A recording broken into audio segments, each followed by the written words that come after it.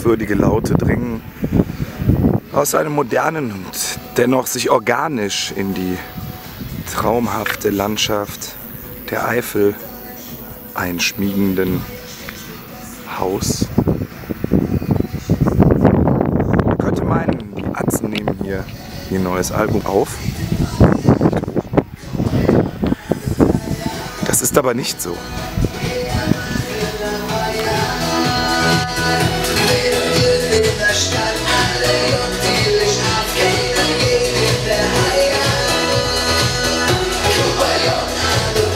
Wenigstens einer, der tanzt.